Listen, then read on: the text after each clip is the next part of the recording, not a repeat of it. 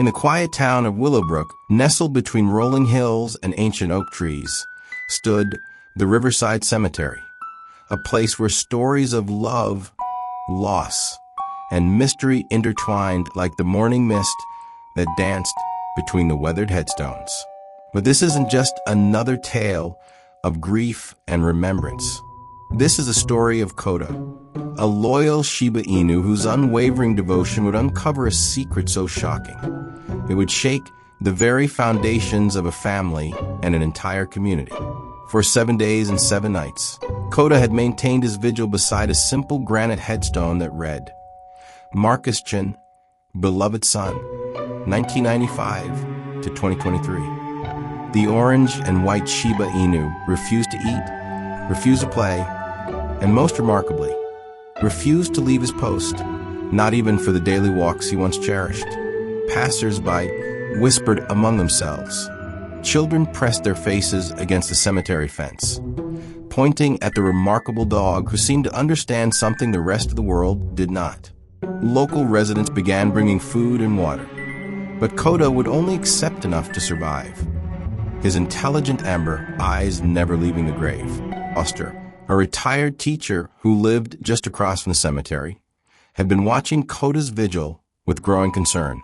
She had known Marcus Chun since he was a boy, a bright, ambitious young man who had returned home after college to help run his family's successful import business. That poor creature, Margaret murmured to her neighbor, Mrs. Rodriguez, as they stood at the cemetery gate. He hasn't moved from that spot except to drink a little water. It's not natural. Mrs. Rodriguez adjusted her glasses, studying the devoted Shiba Inu. Dogs know things we don't, Margaret. My grandmother always said animals can sense when something isn't right. As if responding to their conversation, Koda suddenly raised his head, his pointed ears alert and his body tense. He began a low, haunting whine that seemed to carry on the wind, a sound so mournful that it sent chills down the spines of everyone who heard it. Look at how he's positioned, Margaret observed. He's not just sitting by the grave. He's protecting it, like he's guarding against something. The two women exchanged worried glances. Margaret had seen many things in her 73 years, but she had never witnessed such determined, almost human-like behavior from an animal.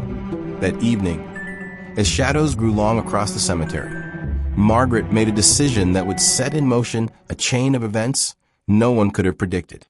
She picked up her phone and dialed the local police station. Officer Williams? This is Margaret Foster. I need to report something unusual at the cemetery. It's about that dog in Marcus Chen's grave. Officer Sarah Williams and her partner, Detective Mike Torres, arrived at Riverside Cemetery just as the sun was beginning its descent toward the horizon. They had responded to dozens of calls about distressed animals, but something about Margaret Foster's description had caught their attention. There he is. Officer Williams pointed toward the lone figure of Koda, still maintaining his steadfast vigil. 7 days, you said? 7 days, 7 nights, Margaret confirmed, walking alongside them. And look at him now. As the officers approached, Koda's behavior dramatically changed. The normally friendly Shiba Inu, known throughout the neighborhood for his gentle temperament, suddenly stood up, his fur bristling along his spine, his lips pulled back in a warning snarl, and he positioned himself directly between the officers and Marcus's grave. Easy there, boy, Detective Torres said softly, extending his hand. We're just here to help. But Koda wasn't having it. He barked sharply, not the playful bark of a pet, but the fierce, protective bark of a guardian defending something precious. His amber eyes held an intensity that was almost human in its determination. In 15 years on the force, Detective Torres whispered to his partner, I've never seen an animal behave like this. It's like he knows something we don't. Officer Williams studied the scene carefully. The grave appeared normal, fresh flowers, a few personal mementos, the usual signs of a family still in mourning. But Koda's behavior suggested something far more complex was at play. We need to contact the Chin family, she decided. And maybe we need to take a closer look at this grave. What they discovered next would challenge everything they thought they knew about life, death, and the extraordinary intuition of a loyal Shiba Inu. The Chun family home, usually filled with the aromas of home-cooked meals and the sound of laughter, had been shrouded in silence since Marcus's tragic death 3 weeks earlier. When Officer Williams called, requesting to speak with them about their son's grave, David and Linda Chun exchanged worried glances. What could they possibly want? Linda whispered to her husband as they waited for the officers to arrive. Their daughter, Amy, home from her graduate studies to support her grieving parents, held her mother's trembling hand. When the officers explained the situation, about Koda's unusual behavior and his refusal to leave Marcus's grave, the family's reaction was a mixture of confusion and heartbreak. Koda was Marcus's shadow, David Chun said, his voice heavy with emotion. Ever since Marcus brought him home from the shelter 5 years ago, they were inseparable. The dog hasn't been the same since the accident. Linda wiped tears from her eyes. Marcus died in that terrible car accident on Highway 9. The car went over the embankment and then caught fire. We were told his body was so badly burned that she couldn't finish the sentence. Amy squeezed her mother's hand. The funeral home said it was best to keep the casket closed for our own peace of mind. Detective Torres leaned forward. Mrs. Chen, I know this is difficult, but has anything seemed unusual about Marcus's death? Anything at all that didn't make sense? The family looked at each other, and Linda's eyes widened slightly. There was one thing, she said slowly. Marcus's phone. The phone company said it was used 2 days after the accident. We thought it was just a mistake, some kind of technical error. But what if it wasn't? Amy finished, her voice barely above a whisper. The room fell silent except for the ticking of the old grandfather clock in the corner. Outside, the wind howled, as if nature itself was trying to warn them of the storm that was about to break over their lives. 3 days later, Judge Patricia Morrison reviewed the police petition with careful consideration. The courtroom was unusually quiet, filled with an undercurrent of anticipation that seemed to electrify the air. The Chun family sat in the front row, their faces etched with a mixture of hope and dread. Your Honor, Detective Torres addressed the court. The combination of the animal's unprecedented behavior, the unexplained phone activity, and the family's consent leads us to believe there are sufficient grounds for exhumation.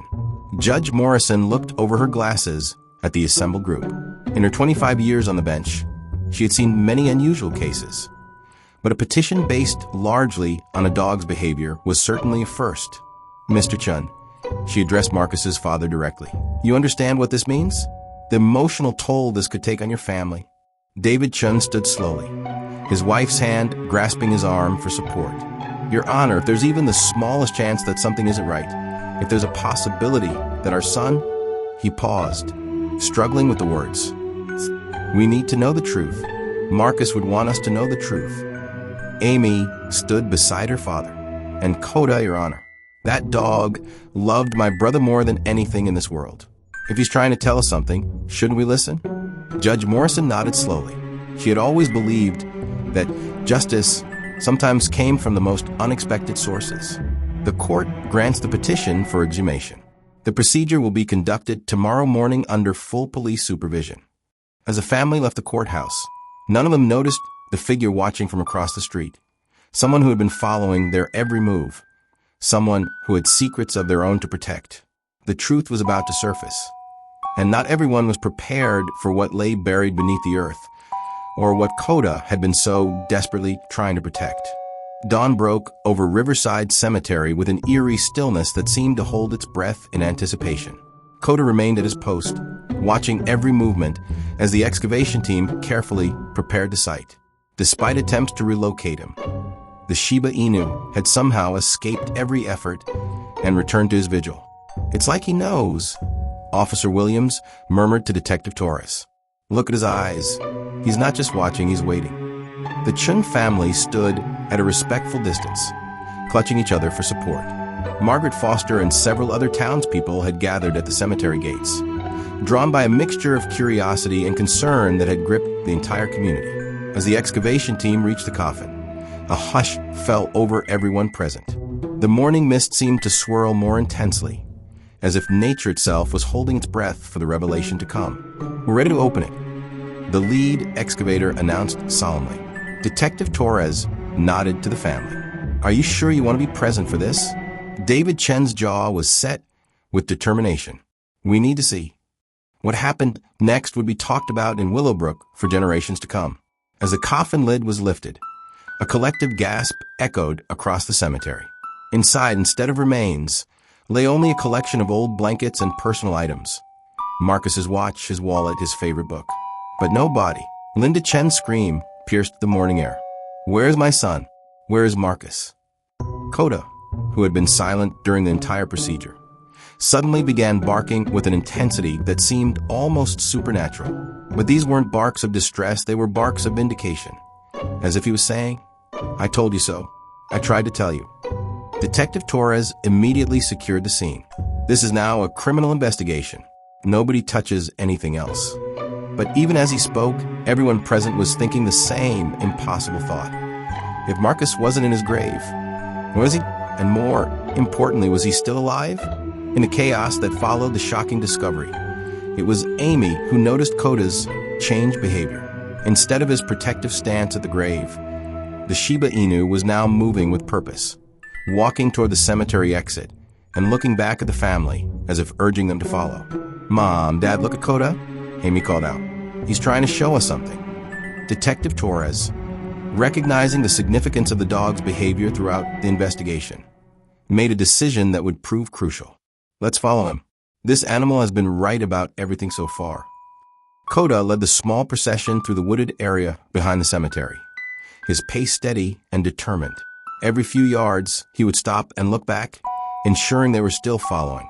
His amber eyes held an intelligence that seemed almost human, a certainty of purpose that gave everyone hope.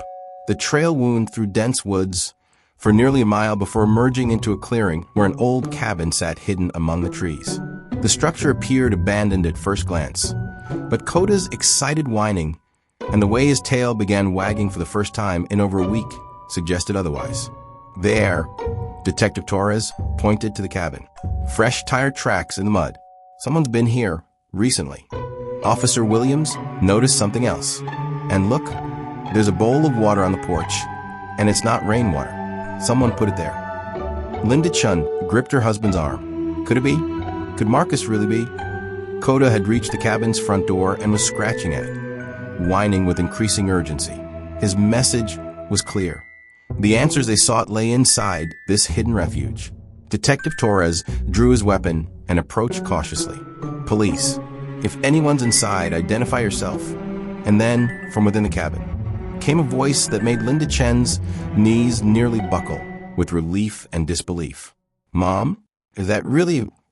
The cabin door opened and Marcus Chen, alive, though clearly weakened and frightened, stood in the doorway. For a moment, time seemed suspended as the impossible became reality. "Marcus." Linda Chen cried out, rushing toward her son with tears streaming down her face. "Oh my God, Marcus. You're alive. You're really alive." The reunion was overwhelming in its intensity. David Chen wrapped his arms around both his wife and son, unable to believe what he was seeing. Amy joined the embrace, sobbing with relief and joy. But perhaps the most touching moment was when Coda, the faithful Shiba Inu who had never given up hope, leaped into Marcus's arms, covering his face with kisses and whimpering with pure happiness. "Good boy, Coda," Marcus whispered through his own tears, holding his loyal companion close. "Good boy. You never gave up on me, did you?" Detective Torres and Officer Williams gave the family a few moments before beginning their questions. The scene before them was both beautiful and heartbreaking. A family torn apart by deception, now reunited by the unwavering loyalty of a remarkable dog. "Marcus," Detective Torres said gently, "we need to understand what happened. Why did everyone think you were dead? Who's been taking care of you here?" Marcus looked at his family, then at the officers, his expression growing troubled. "It's complicated," he said slowly, "and it involves someone I never thought would betray our family." "Who, son?" David Chen asked, though something in his expression suggested he might already suspect the answer. Marcus took a deep breath, steeling himself for what he had to reveal. "Uncle Robert." My father's business partner. He's been using our import business for something illegal. When I found out and threatened to expose him, he told me I had to disappear, or he'd make sure I disappeared permanently. He staged the car accident, paid off the right people, and brought me here. He said it was to protect me, but really he was protecting himself. The weight of this betrayal settled over the family like a dark cloud. The man they had trusted, who had comforted them in their grief, had been the architect of their suffering all along. The arrest of Robertson sent shockwaves through Willowbrook's business community. As Marcus's uncle and David's longtime business partner, Robert had been using Chin Imports as a front for smuggling operations, moving everything from stolen artifacts to illegal substances through their shipping containers. The evidence is overwhelming, Detective Torres explained to the assembled Chin family at the police station. Financial records, shipping manifests, even recorded phone conversations. Marcus wasn't the first person to discover what Robert was doing, but he was the first to threaten exposure. Marcus, still recovering from his ordeal but determined to see justice done, provided crucial testimony. I found the hidden compartments in our warehouse 3 weeks ago, he explained. When I confronted Uncle Robert, he seemed panicked. He said there were dangerous people involved, people who wouldn't hesitate to eliminate anyone who threatened their operation. So he staged your death to buy time. Officer Williams concluded, make everyone think you were gone, while he figured out how to handle the situation permanently. David Chin shook his head in disbelief. 20 years we worked together. 20 years I trusted him like a brother. And all this time, he used our grief, Linda added quietly. He comforted us at the funeral, helped with arrangements, even suggested keeping the casket closed to preserve our memories of Marcus. Amy looked at Coda, who remained close to Marcus's side. But he didn't count on one thing, did he? He didn't count on Coda's loyalty. Coda knew something was wrong from the very beginning. Detective Torres nodded. Animals have instincts we often ignore. Coda could sense that Marcus wasn't really in that grave. His behavior was his way of telling us to keep looking, keep questioning. As Robertson was led away in handcuffs, the investigation revealed the full scope of his criminal network. Dozens of arrests were made, and millions of dollars in stolen goods were recovered. What had started as one dog's refusal to leave a grave had uncovered one of the largest smuggling operations in the state's history. But for the Chin family, the greatest victory was much simpler. They had their son back alive and safe, thanks to the unwavering devotion of a remarkable Shiba Inu named Coda. 6 months after the events that shook Willowbrook to its core, the Chin family was slowly rebuilding their lives. Marcus had started a new business, a legitimate one this time, focusing on ethical trade practices and community development. But perhaps more importantly, he had learned to treasure every moment with the family and the loyal companion who had saved his life. On this particular Sunday afternoon, Riverside Park was filled with families enjoying the warm spring weather. The Chun family had organized a community celebration, partly to thank everyone who had supported them during their ordeal, but mostly to honor the true hero of their story. Ladies and gentlemen, Marcus called out to the gathered crowd, I want to tell you about the bravest, most loyal friend anyone could ask for. Coda, now wearing a special collar marking him as an honorary member of the Willowbrook Police Department, sat proudly beside his beloved owner. His tail wagged as Marcus scratched behind his ears, but his intelligent amber eyes remained alert. Once a guardian, always a guardian. This remarkable Shiba Inu taught us that love doesn't end with death, that loyalty can overcome deception, and that sometimes the most important truths come from the most unexpected sources. Marcus continued. Coda never gave up on me, even when everyone else thought I was gone. Margaret Foster, now a close family friend, dabbed at her eyes with a handkerchief. In all my years, I've never seen anything like it, she told the crowd. That dog knew. Somehow he just knew. Detective Torres, who had become something of a local celebrity for solving the case, added his own tribute. In police work, we rely on evidence forensics and logical deduction. But Coda reminded us that sometimes the most sophisticated investigation tool is a loyal heart and unwavering faith. As the celebration continued around them, Marcus knelt down to look Coda directly in the eyes. You saved me, boy. Not just my life, but my family. How do I ever thank you for that? Coda's response was simple and perfect. He licked Marcus's face and then settled down beside him, content in the knowledge that his family was whole once again. Amy-chan, now working as a victims' rights advocate inspired by her family's experience, had the final word. Sometimes heroes come in the most unexpected packages. Sometimes they have 4 legs, a furry coat, and a heart so full of love that they'll never stop fighting for the people they care about. As the sun set over Willowbrook, casting long shadows across the park where families played and celebrated, one truth shone brighter than all the rest. Love, loyalty, and unwavering faith can overcome even the darkest deceptions. And sometimes, just sometimes, the most important voice in the room is the one that speaks without words, the voice of a loyal heart that refuses to give up hope.